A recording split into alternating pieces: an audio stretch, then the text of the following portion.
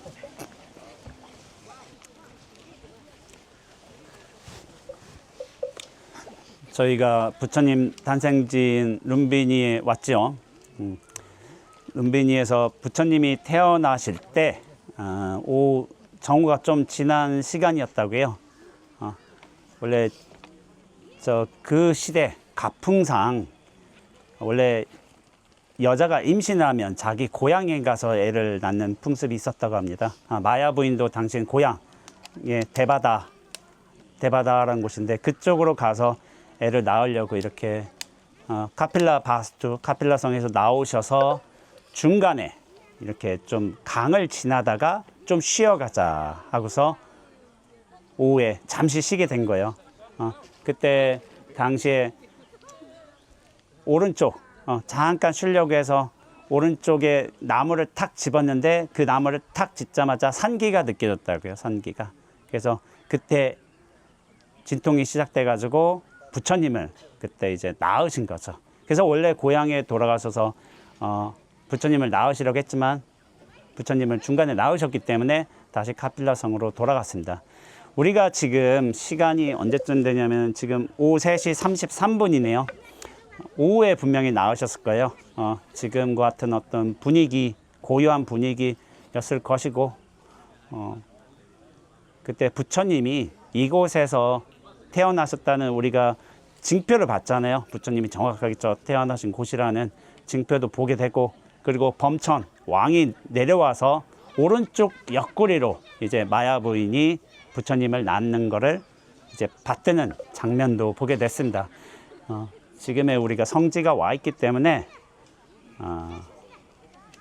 앞으로 입정에 잠시간 들 것인데 이곳이 부처님이 태어나신 곳이고 마야 부인이 걸어가신 곳이고 또 부처님을 씻기신 연못이라고 생각하면서 한번 지금의 시간 분위기를 한번 충분히 느끼면서 명상에 들어가는 시간을 갖도록 하겠습니다.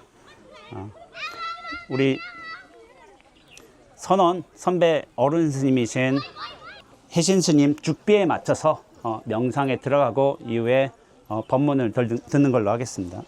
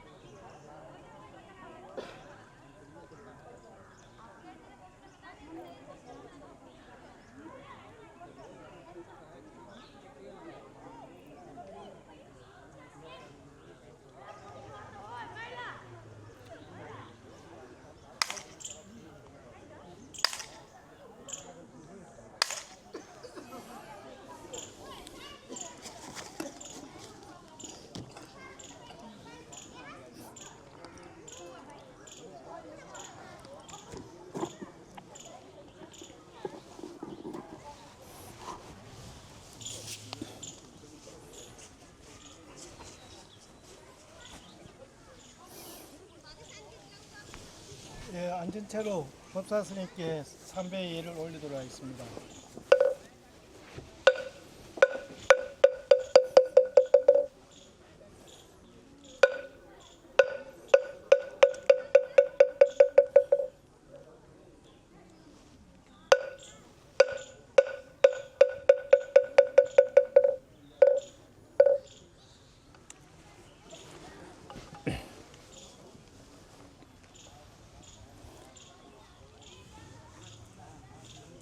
예, 저희가 뭐 소리 잘 들리는가요? 네, 잘 들리죠? 저희가 어제 기원정사에 이어서 4대 성지 그리고 그 첫 출발이라고 할 수 있는 룸비니에 도착했습니다. 부처님 태어나신 곳이에요. 개송에도 나오죠. 불생갑이라 성도마갈타 설법바라나 인멸구시라라는 게 있는데 사실 카필라국은 부처님이 전체적으로 여기가 카필라국의 한 지방이었겠죠. 그러니까 룸비니지만은 이제 카필라라 태어났다고 하시고 성도 마갈타 마가다국의 보드가야에서 그렇게 깨달으시고 천축선이 있고 그 다음에 설법은 바라나시 옆에 사르나트라는 곳에서 이제 설법을 하셨어요. 녹야원이라고 부르죠. 그리고 마지막 돌아가신 곳은 쿠시나가르. 우리가 내일 참배하게 될 곳입니다. 참배하고 기도하게 될 곳이에요. 그 중에 이 친구들도 법문 들으려고 모였네. 나마스테. 친구들 모였어. 아이고 기특해라. 그래요. 자 우리가 제가 행자 때 들었던 말 중에 굉장히 인상적이었던 말이 있어요. 참 초참 때 들은 말이 참 인상적이에요. 그 신심이 넘치던 때. 그게 무슨 말이었냐면은 중생하고 보살은 태어남이 달라요. 태어남은 중생은 업력에 의해서 태어나지만은 보살은 원력에 의해서 태어난다는 말이 있었어요. 원력으로 태어난다. 그 원하는 바, 뜻하는 바가 있어서 태어난다. 근데 중생은 자기가 지은 업의 힘으로 끌려 들어가서 태어나는 거예요. 그 차이가 있어요. 근데 부처님은 우리가 전생담이라고 하죠. 전생담의 기록을 보면은 총 몇 가지 전생이 있는 줄 아세요? 547가지입니다. 547가지. 예, 전생담이 있어요. 전생담이 있는데 그 전생담에서 수많은 공덕을 지으신 분이요. 선정 수행도 하시고 인욕도 수행하시고 그렇게 수행하신 분이요. 그런데 부처님께서 마지막에 이 성불 하시기 전에 어디에 계셨어요? 어디? 도솔천에 계셨죠. 도솔천의 천주인 호명보살로 있었습니다. 호명보살로 계시면서 이제 당신이 마지막 성불하기 전에 마지막 장소를 정하시는 거예요. 근데 원력에 의해서 정할 수가 있습니다. 보살의 지위에 오르면은 5가지를 고려를 하셨어요. 5가지. 그 5가지 아시는 분 손 안 들죠? 제가 할게요. 제가 손 들었으니까. 자, 첫 번째 나이가 중요해요. 10세부터 100세 그 사이쯤에서 해야지 적당한. 너무 오래 살면은 너무 행복해도 안 돼. 너무 행복한 곳이어도 안 되고 너무 괴로운 것도 안 돼. 지옥 아기 축생도 안 되고 인간으로 태어나신데 나이도 적당해야 되고 너무 오래 살고 행복한 것도 안 돼. 그래서 나이가 100세 미만인데 두 번째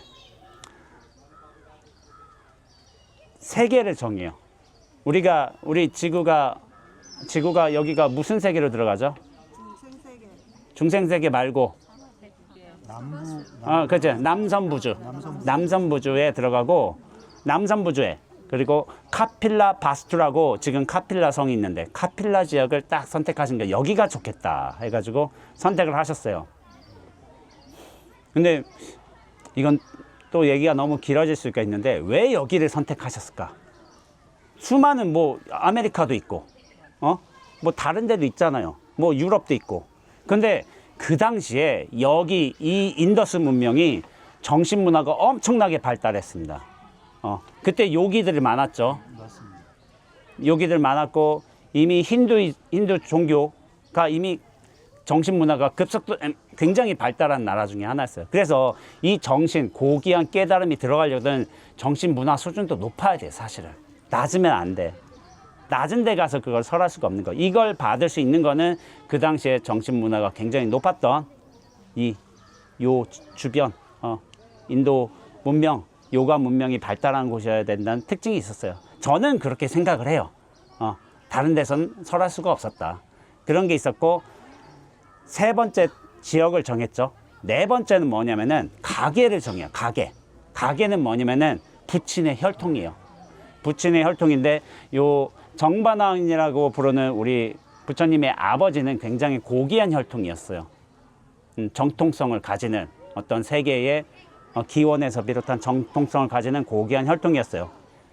나머지 하나 어디 정할 거예요? 뭐? 모계. 여기 브레인 우리 우거선님 모계를 정해요.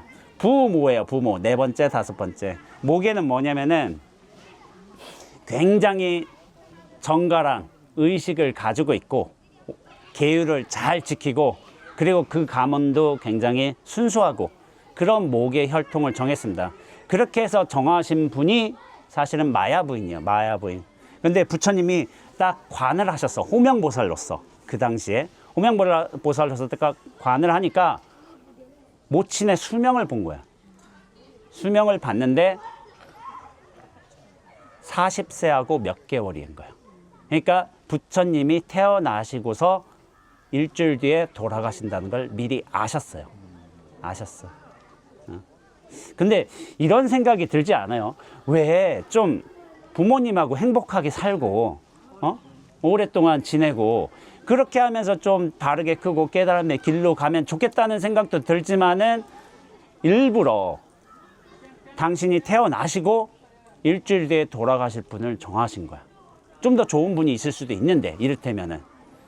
네, 그건 제가 나중에 또 한번 얘기를 나눠보도록 하겠습니다. 그렇게 정하셨어요. 정하신 다음에 결국에는 이제 마야 부인 몸으로 들어가셔야죠. 마야 부인 몸. 마야 부인이 어떤 이제 굉장히 중요한 제의식이 있는 기간이었어요. 기간에는 그때 우리 할머님 세대들이 참 그러셨던 것 같아요. 절에 한번 가시려거든 한 일주일 전부터 고기도 안 드셔. 그리고 절에 가는 전날이든지 새벽에 깨끗하게 옷을 입으시고 목욕도 하시고 그 다음에 정갈하게 하고 가십니다. 마야 부인도 부처님을 잉태하실 적에 그런 상태에 계셨어요. 정갈한 몸 상태를 유지하시는 상태에서 꿈을 꾸게 되는 거죠. 태몽을 꾸게 되는데 신기한 태몽을 꾸게 되는 거예요. 마야 부인이 오후에 잠깐 노곤해서 여기서 낮잠을 착 자고 있는데 어디선가 저 하늘에서 반짝이는 빛 하나가 오고 있는 거야. 오면서 점점 더 커지고 있어. 풍악 소리도 울리고 있어. 뭔가. 그러면서 빛 하나가 오더니 나중에 그 빛을 딱 보니까 가까이 와 보니까 아주 거대한 하얀색의 흰 코끼리가 왔는데 그 코끼리가 범상한 모습이 아닌 거예요.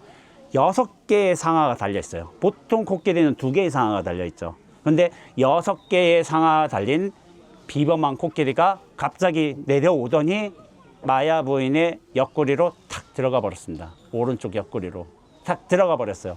이 태몽이 보통 태몽이 아니죠. 코끼리도 상스러운 동물이에요. 근데 그 중에서도 흰 코끼리 그리고 6개의 상아가 있어. 보통 코끼리가 아닌 거죠. 그래서 이 정반왕이 궁금해서 선인을 불러서 부른 거예요. 이것이 무슨 꿈이냐 하니까 고귀한 분이 태어나실 꿈입니다. 아주 상스러운 분입니다. 라고 이렇게 이야기를 하죠. 그래서 우리 마야 부인이 결국에는 임신을 하셨죠. 근데 마야 부인이 임신하신 나이가 사실은 굉장히 늦었어요. 몇 세인지 아세요? 40세였어요. 40세. 지금의 40세로 생각하시면 안 됩니다. 2600년 전이요. 40세면 사실 할머니 나이입니다. 그 당시에는 할머니였어요. 할머니. 대부분 할머니로 들어갔는데 그렇게 40세까지 애가 들어서지 않았어. 그러니까 사실 카필라국에선 정반왕은 좀 걱정이 많았겠죠. 근데 저는 좀 의아했던 게 보통 이러면 처벌 드릴 텐데 보통은 그 당시에는 그게 당연한 문화였어요. 그 당시에는. 근데 정반항도 깨끗할 정자에 밥반자를 쓰십니다. 깨끗한 공양. 그러니까 이분도 고귀한 혈통인 거예요. 그냥 여러 첩 거느리고서 뭐 왕자 공주 수십 명 낳는, 물론 그렇게 하실 수도 있죠. 근데 그렇게 하면 싸움이 많이 나. 싸움이 많이 나서 별로 좋지는 않아요.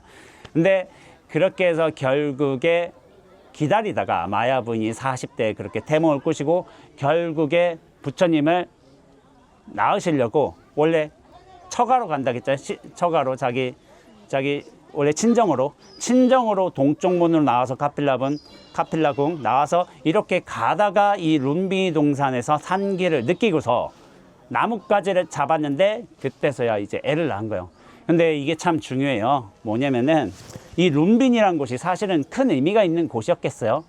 아니었겠죠. 그냥 중간에 있는 곳이었겠죠. 근데 이곳이 중요한 의미를 가질 수 있는 거는 부처님이 태어나셨기 때문에요.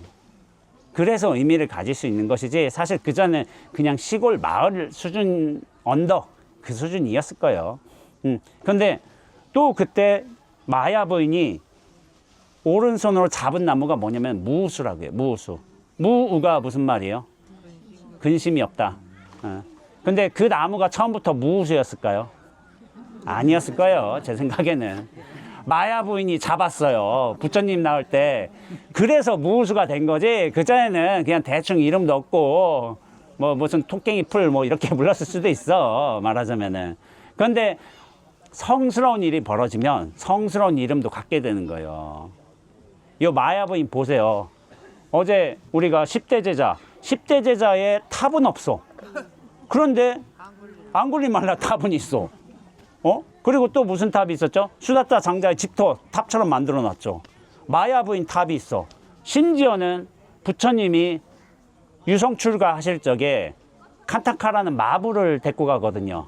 마름이다 뭐 마부 이름이 있는데 칸타카 탑도 있어요. 칸타카 탑도 있고 수자타 탑도 있어요. 수자타는 부처님께 깨닫기 전에 유미죽을 공양 올린 그 여인을 수자타라고 불러. 수자타 탑도 있는데 마야 부인은 굉장히 중요하신 분이죠. 부처님을 낳으셨으니까 이렇게 탑이 생긴 거예요. 그리고 마야 부인이 부처님을 낳으시기 전에 잠깐 이제 목욕을 하셨는가 봐요.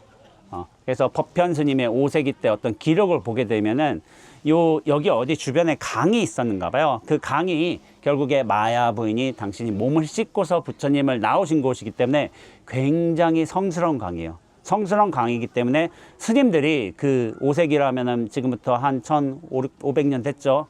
1500년 전에 와가지고 스님이 순례를 하면서 이 강의 물을 받아서 마셨다고요.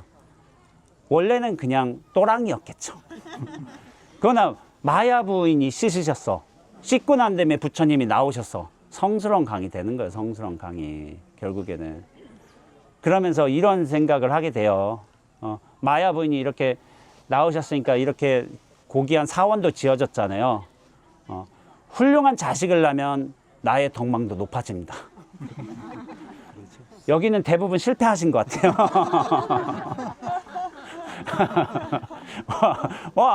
손을 들고서 난 성공했어. 내 사원이 지어질 거야 라고 말씀하시는 분들이 계실지도 모르겠지만 대부분 실패하셨을 거예요. 뭐 그렇게 가기는 쉽지는 않아요. 부처님이 이 땅에서 나셨잖아요. 룸비니 땅에 우리가 좀 이따가 아쇼카 석주를 가게 될 거예요. 석주. 그 석주에는 무슨 내용이 쓰여져 있냐면은 여기는 사캬족의 석가모 부족의 성자 부처님이 나신 곳이다.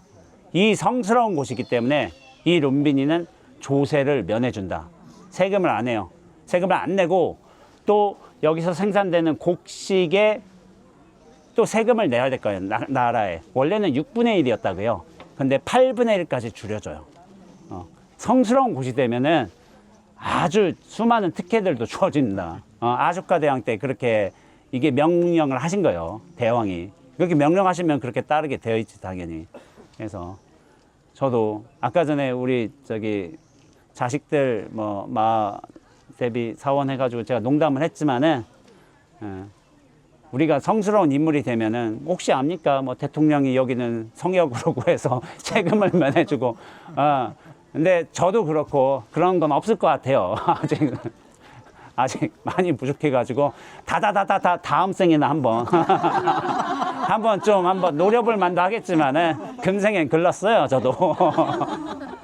다다다다다다다 다음 생에 한번 생각해 볼 만한 여지가 있겠습니다. 근데 금생에는 글렀고 결국에는 부처님이 그렇게 태어나셨죠. 태어나시니까 왕도 이게 좀 앞서서 선인이 좀 특별한 예언 냈으니까 고귀한 분이 되실 거라고, 그래서 설산에 계시는 아시타 선인을 초빙을 합니다. 초빙해서 가장 유명한 선인이셨겠죠. 부처님 태어나니까 부처님의 상호를 보고 난 뒤에 아시타 선인이 그 자리에서 막 울어버려요. 근데 우는 이유가 뭘까요? 예. 아시는 분도 계실 거예요. 이분은 나중에 커서 전륜성왕 아니면 깨달은 자 부처님이 되실 분입니다. 전륜성왕이 된 전륜성왕은 이 세계를 다 통일하고 통치하는 위대한 왕인 거예요. 아니면은 깨달은 자 부처님이 되실 겁니다 라고 이렇게 예언을 해요. 근데 이 아시타 선인이 우는 이유는 뭐냐면은 이분이 부처님이 되신다면 분명히 법을 설하실 건데 나는 나이가 늙어서 이분이 법을 설하실 때쯤에는 이미 죽어 없어질 것이기 때문입니다 라고 해가지고 슬퍼서 오는 거예요. 그 법문을 듣지 못하기 때문에. 그래서 당신의 제자들은 꼭 가서 법문을 듣게 하리라고 다짐을 시켜요. 이게 태어남의 어떤 징조도 상스러운 분이셨고 아시타 선인의 말도 그랬죠. 그렇기 때문에 부처님이 결국에 이렇게 태어나셨지만은 우리가 부처님의 탄생과 관련해서 가장 유명한 말이 있어요. 그 말이 뭐죠? 천상천하 유아독존. 유아독존이라고 하는데 부처님이 원래는 태어나시자마자 이게 설화적인 의미라고 봐야 돼요.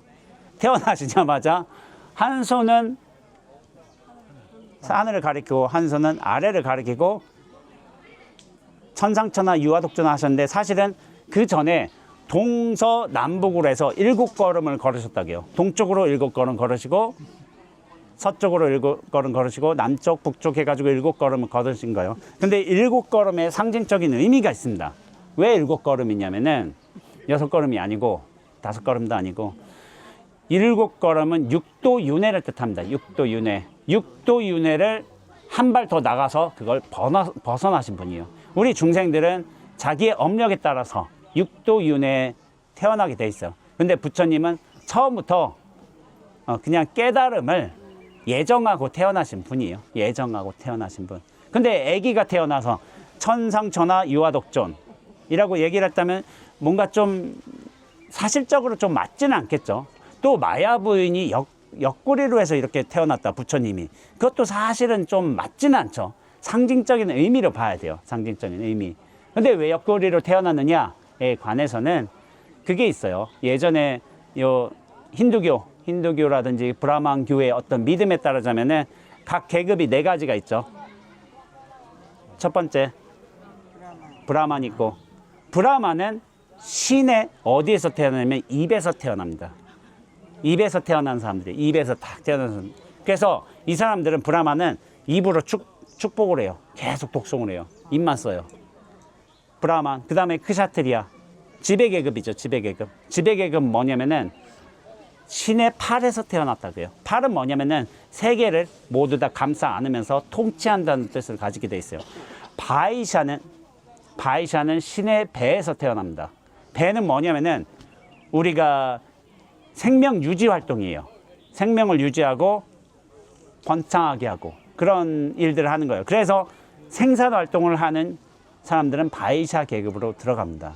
마지막 수드라, 신의 발에서 태어나요. 가장 굳은 일을 맞이하나 하시는 분들이 이제 수드라 계급으로 태어나요.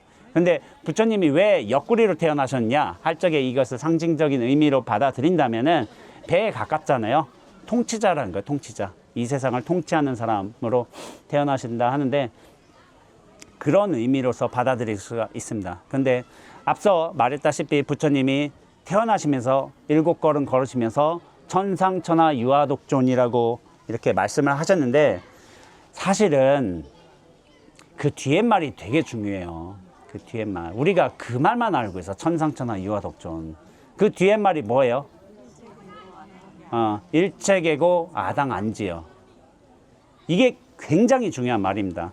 천상천하 유아독존, 일체계고 아당안지가 반드시 짝을 이루어야 됩니다. 그리고 우리가 임재스님의 수처작주가 굉장히 유명하잖아요. 수처작주 그 뒤에 또 말이 따라 붙어요. 입처계진. 예. 입처계진이 굉장히 중요해요. 근데 사람들이 수처작주만 해.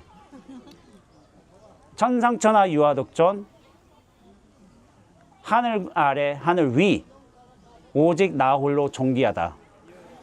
이게 잘못 받아들이면은 요즘 사람들이 잘못 받아들여요. 내가 제일 잘났다 이렇게 받아들인 거예요.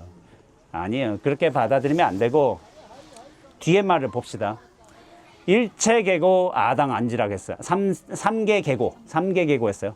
3개가 모두 다 고통스럽구나. 아당안지 내가 마땅히 이를 편안케 하리라. 이 3개를 모두 다 편안케 하리라라는 대원력을 세우신 분이에요. 그러니까 부처님이 천상천하 유아독존은 사실은 개체, 인간의 측면에서 말한 게 아니에요. 진리의 측면에서 말한 거야. 진리를 담고 있는 몸으로 오신 거야. 세상 사람들은 수행을 통해서 깨달았지만 부처님은 이미 깨달음 준비를 다 마치시고 오셨습니다. 마치시고 다 준비해 오셨어요. 자타카 547개의 전생 수행을 통해서 다 끝마치고 오셨어요. 그래가지고 법의 상징으로 오신 분이에요. 법, 진리로서. 그렇기 때문에 천상천하 진리는 하늘 위 아래 그 모두한테서도 제일 존귀한 게 되는 겁니다. 진리 그 자체가. 근데 그 진리만 있어서 중요한 게 아닌 거야. 3개는 고통에 의해서 허덕이고 있는데 내가 마땅히 그 고통을 편안케 하리라는 대보살의 원력으로도 오신 겁니다. 그 두 가지를 함께 봐야 되는 거예요. 첫 가지만 보면은 왜 잘난 척을 해? 이렇게 잘못 해석하는 사람도 있어요. 우리 또 시대 잘못 해석해요. 내가 제일 잘났다. 아니에요. 부처님은 개체로서 잘났다는 걸 말하는 게 아닌 거예요. 진리로서 이 전체로서 고귀함을 드러내기 위해서 그런 선언을 하신 거예요. 그렇게 해석을 하는 게 맞습니다.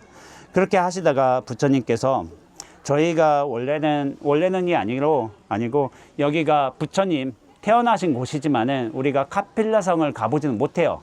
이번 스케줄 일정상 14박 15일 일정이 된다면 카필라성도 가고 어디도 가고 막 할 거예요. 무슨 공주도 만나고 아슈다라 공주 만난 곳도 가보고 막 그런다고 해요. 근데 저희가 그런 데까지 다 가보지는 못하고 카필라성에서 이제 태어나실 때 태어나시고서 이제 중요한 이야기가 있죠. 부처님이 농경제에 참여하셨다고 해요. 농경제. 원래 이제 왕하고 대신하고 이제 사람들이 모여서 농사 짓는 듯한 모습을 보이는 거예요. 보이는 건데 그때 이제 왕은 금으로 된 쟁기를 끌어요.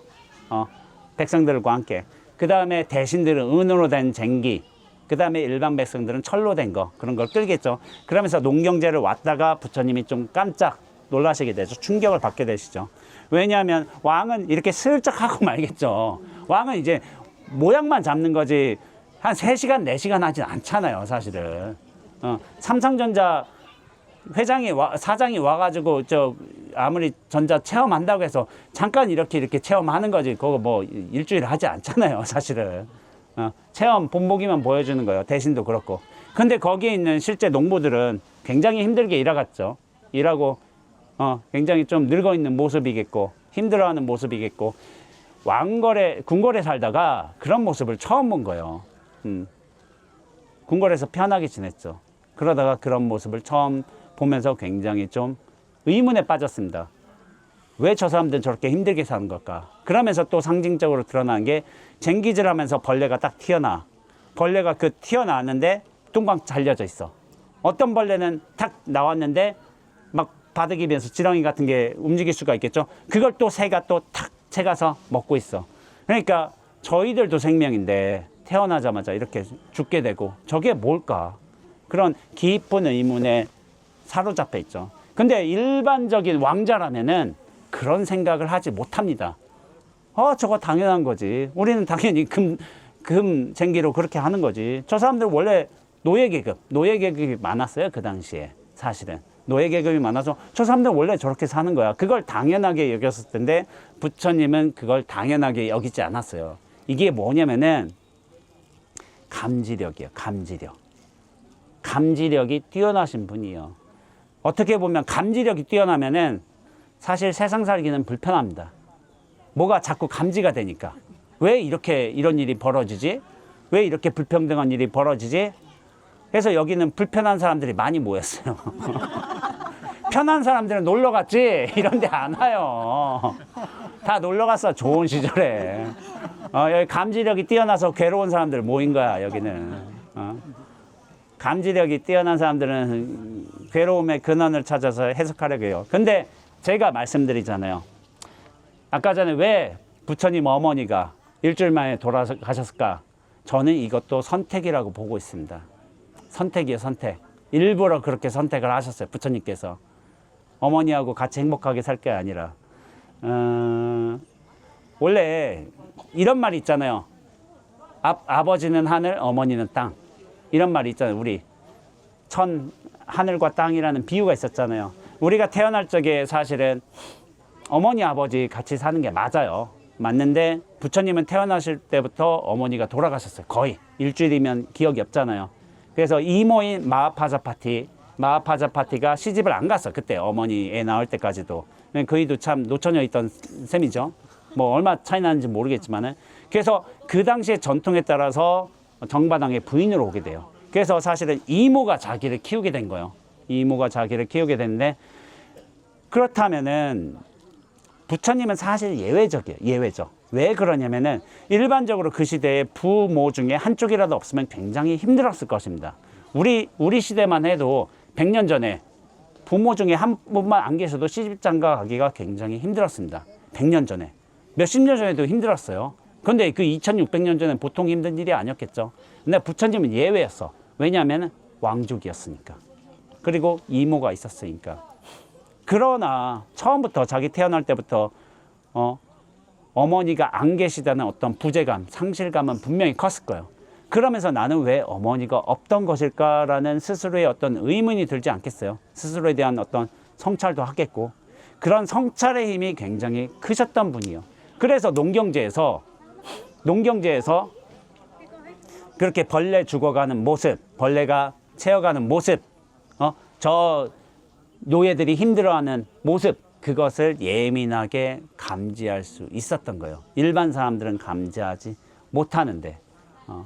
그래서 부처님이 결국에는 농경제에서 이렇게 나중에 참여했다가 왜 이럴까 하면서 나무 아래서 고요히 좌정하는 모습을 있게 됩니다. 근데 부친이 정반왕이 어딨지? 우리 시타르타 찾다가 나중에 나무 앞에서 좌정하는 모습을 보고서 어떻게 했는지 아세요? 그 자리에서 절을 합니다. 절을 해요. 자기 아들인데도. 왜냐하면 그 고귀한 모습은 감출 수가 없는 거예요. 정반왕이 총 3번 당신 아들 시타르타한테 절을 합니다. 인생에 3번. 첫 번째는 뭐냐면 아시타 선인한테서 전륜성왕 아니면 부처님이 대실이란 예언을 받았을 적에 부처님한테, 애기 부처님한테 절을 해요. 두 번째, 그 농경제 끝나고서 나무 아래서 좌정하고 계신 모습을 보고서 절을 합니다. 마지막 3번째는 언제일까요? 깨닫고 나서. 브레인이세요. 1호차에 계십니다. 우리 우구라님, 브레인이세요, 진짜. 완전히 그 깨닫고 난 뒤에 오시니까 정반왕이 절을 합니다. 그렇게 3번을 절을 하세요. 그렇게 하시는데, 그렇게 하시다가 또 이제 부처님의 또 상징적인 일화가 있죠. 저희가 카필라 성을 가지 않기 때문에 카필라 성에 관련된 일화들도 말씀드립니다. 그렇게 고민을 하시는데 언젠가 또 부처님이 사문 유관을 하시는 경우가 있었어요. 사문은 4가지 문을 모두 다 공히 보신 거예요. 처음에 동문 보죠. 서문, 여기 어디지? 동문이구나. 동문을 먼저 보고 노병사를 보게 돼요. 동남서. 동쪽에서 늙은 사람을 보게 돼요. 쟁기즈라는 그런 노인네를 보게 되고, 남쪽에 가서, 남문에 가서 누구를 보냐면은 병든 사람을 보게 돼요. 서문에서는 죽어서 들것에 실려나가는 사람을 보게 됩니다. 노병사를 보게 되신 거예요. 그러면서 사람이 저렇게 늙는다니, 병든다니, 죽는다니 라는 것을 그렇게 보게 되면서 큰 충격에 빠진다는데, 팩트상으로 보자면 이건 말이 맞지도 않습니다. 부처님은 이미 똑똑한 분이에요. 19살, 20살 되도록 노병사를 알지 못한다? 이것이 죽는다라는 것을 알지 못했을 리가 없어요. 그런데 이제 부처님의 출가와 관련해서 이런 이야기가 나온 거라고 볼 수가 있습니다. 그래서 부처님이 이렇게 동쪽, 남쪽, 서쪽에서 인간의 어떤 고통을 보게 되신 거예요. 그러다가 북문에서 몸치장은 좀 보잘것없지만 뭔가 허술해 보이지만은 눈빛이 형형한 한 수행자를 보게 돼요. 수행자가 그냥 터벅터벅 자기 길을 가고 있는 거야. 그러니까 저 사람은 누구지? 하고서 신기했을 거 아니에요. 노병사를 벗어나고서 자기 길을 가고 있던 어떤 한 수행자를 보게 된 거예요. 수행자를. 여기에 뭔가 길이 생긴 거죠. 길이. 그래서 그 수행자, 사실 바라문교 수행자였을 거예요. 바라문교 수행자였을 텐데, 거기서 노병사를 벗어나는 다른 길이 있겠구나라는 것을 또 감지를 하시는 거예요. 감지를 하시는 거. 그런데 부처님 아버지께서는 분명히 부처님이 태어나서 나중에 전륜성왕 아니면은 부처님이 되기를 된다고 아시타선이 예언을 했잖아요. 그러면은 정반왕은 뭐가 되기를 원했겠어요, 아들이? 전륜성왕이 되기를 원하죠. 사실 카필라계국은 마가다국이나 코살라국 같은 강대국에 비하자면 약소국이었어요. 약소국. 이를테면 우리 고구려가 있다면은 가야 이런 거 있잖아요. 가야 같은 나라처럼 사실 약소국이었어. 그래서 카필라국의 이제 정반왕 입장에서는 아들이 전륜성왕이 돼가지고 이 세계를 통치하기를 원했던 거야. 그래서 사실은 부처가 되게 하지 않으려고, 출가 안 하게 하려고 사실은 조그만 지역 하나를 보내줬는가 봐요. 미리 한번 좀 통치 좀 해보라고 했는데, 통치는 안 하고 명상이나 하고 앉았고, 그리고 노예들은 다 풀어주는 거야. 소는 이제 콧줄에 꼬여져 있잖아. 그거 풀어서 야생으로 다 돌려보내줘. 그러니까 이게 통치가 되겠어요.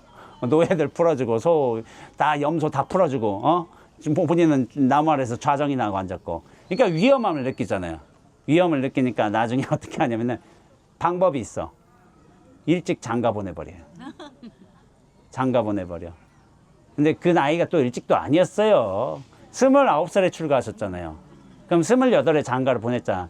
그 말도 안 되는 거야. 28살 그 나이에는 이미 우리식으로 하자면 50이 다 돼서 40 넘어서 장가 보낸 거예요. 그 시절에 10대 때 장가를 갔어요. 왜냐하면은 장가를 안 가겠다고 버티겠지. 버티니까 결국에는 장가를 보내게 됩니다. 보내게 되고, 나중에 부처님이 29세가 돼서 출가를 하시는데, 언제 출가를 하시냐면 야소다라 공주하고 결혼하고, 야소다라 공주가 누굴 낳죠? 라울라를 낳아요. 라울라가 멍에, 장애라는 뜻이에요. 나한테 장애가 되겠구나, 멍해가 되겠구나, 이런 뜻이죠. 누가 아들 이름을 그렇게 지어줘? 성철 스님이 우리 딸을 불필이라고 지었죠. 불필 뜻이 뭐예요? 불필하다. 성철 스님도 참 대단하신 분이야. 불필이라고 이렇게 필요 없는 사람 이런 식으로 지어버리잖아요. 참 대단한 어르신 것 같아요. 근데 부처님도 라울라라고 이름을 지었습니다. 근데 라울라를 낳고서 바로 출가하세요. 근데 왜 라울라를 낳고 바로 출가했을까? 사실 이제 가정생활 하기에는 좀 약간 진력이 낮다, 그런 것일 수도 있고, 근데 이제 그 당시에는 출가를 하려거든 후손을 정해줘야지 출가할 수 있는 그런 명분이 생겼어요. 명분이. 그래서 명분이 생겼는데, 그 당시에 그렇게 라울라를 낳고 나서 이제 출가할 수 있는 명분이 생겼다. 나 자식 낳았으니까. 근데 사실 부친 정반항은 부처님이 출가 안 하게끔 갖은 노력을 한 거예요, 사실은. 좀 고귀한 좀 짐도 져주고 음식도 져주고 이렇게 여자 궁녀들도 붙여주겠지만 관심이 없는 거예요. 관심이 없어서 결국에는 29년 동안 그렇게 늦은 나이 동안 그렇게 하다가 부처님도 고민하시다가 이제서야 비로소 출가를 할 수 있는 명분이 생긴 거예요. 그렇게 해서 출가를 하시게 된 것입니다. 근데 부처님은 보통 분이 아니셨죠. 처음부터 도솔천의 호명보살이었죠. 거기 천주셨어요. 천주시다가 와서 고귀한 가문에 태어나셨잖아요. 고귀한 가문에 태어나셔서 또 출가를 하셨어요. 근데 그 당시에 출가는 고귀한 가문만 할 수 있었을까? 아니요. 다 할 수 있었어요. 천한 사람도 할 수가 있어. 근데 부처님 이전에도 6부처님이 더 계셨죠. 6부처님. 그 6부처님 모두 전생에 그 당신 삶 보면은 고귀한 가문이었습니다. 다 왕족이라든지 귀족 가문. 그런 출신들이셨어요. 그럼 그런 의문이 생기지 않으세요? 왜 부처님께서는 고귀한 가문을 선택하셨을까? 요 하층민에서 태어나셨어도 일신양명해가지고 하실 수도 있잖아요. 근데 그건 불가능합니다.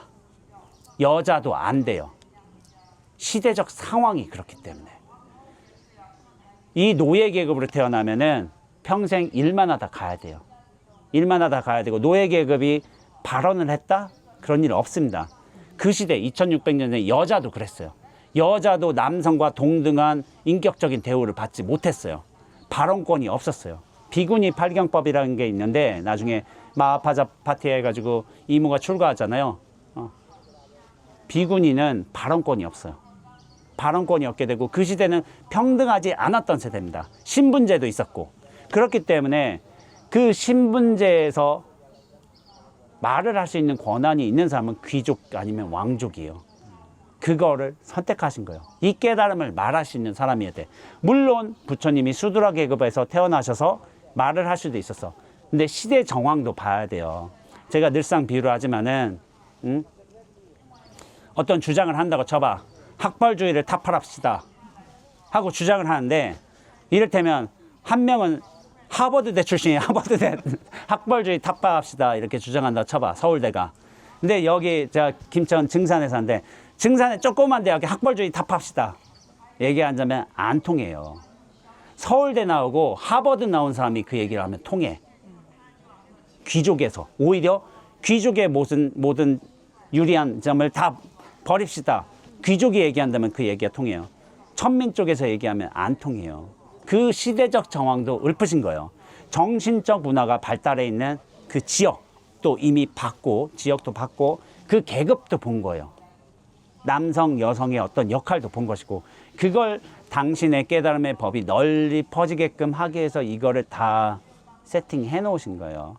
그래서 귀족 가문에서 태어나신 거예요. 그렇게 해석을 해야지. 그리고 또 귀족에서 출가를 해야지 그게 좀 의미가 있어요.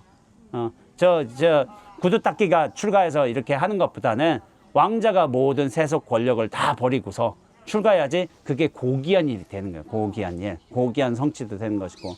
그렇게 해서 결국에는 부처님은 나중에 동쪽 문으로 나가서 출가를 하시게 됩니다. 그때부터 이제 고행주의와 선정주의를 닫게 돼요. 나중에 그 6년의 고행 끝에 우리가 나중에 가게 될 보드가에서 깨달음을 성취를 하시죠. 근데 그 모든 부처님 여정의 첫 출발점에 저희가 와 있는 겁니다. 이곳에서 부처님이 태어나셨어요. 깨달음이 시작된 곳이요. 깨달음이 시작된 곳. 그리고 그 2600년간 수많은 불단들을 이루게 한 부처님. 세계 3대 종교.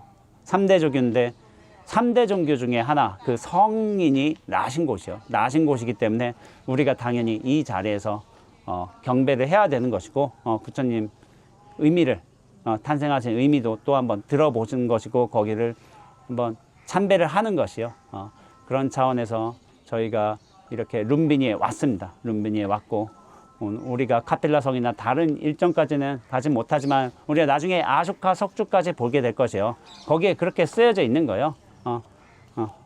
석가족의 부처님이 나신 곳이다. 세금 면해준다. 우리도 나중에 큰 사람 돼서 우리 지역에 세금을 면할 수가 있으면은 참 좋은 일이겠죠. 그렇지만은 부처님 참 좋은 시절에 이렇게 참 기쁜 곳에 왔습니다.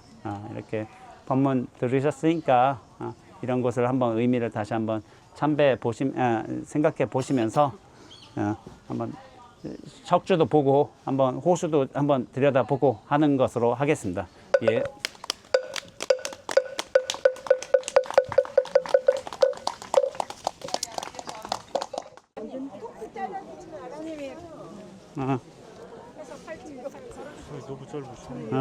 보살님은 아유 이게 무수유라. 자 룸비니의 기념품이 생겼습니다. 우리 성스러운. 감사합니다. 예.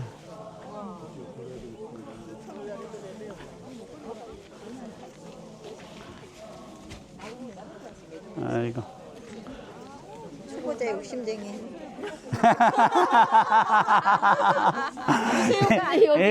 이거 아름들이 몇 개 돌겠는데. 이거 룸비니에서 한 걸로 나중에 갖다 주세요. 주변 분들. 저도 무수유가 되도록 노력하겠습니다. 아이고.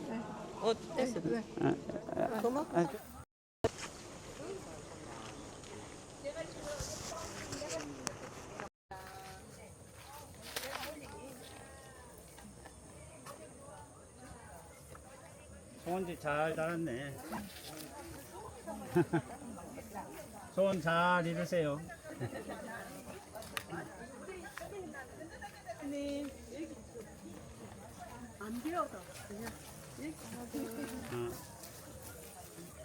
아니 괜찮아요. 들어가서 소원지 다 하세요.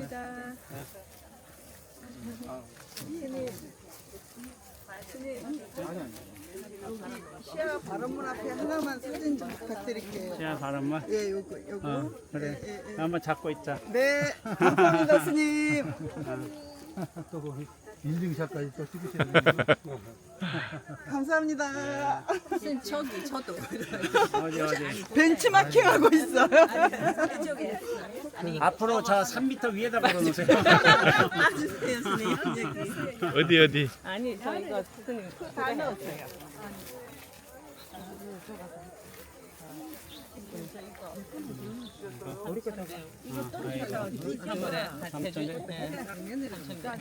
이거 보살님이.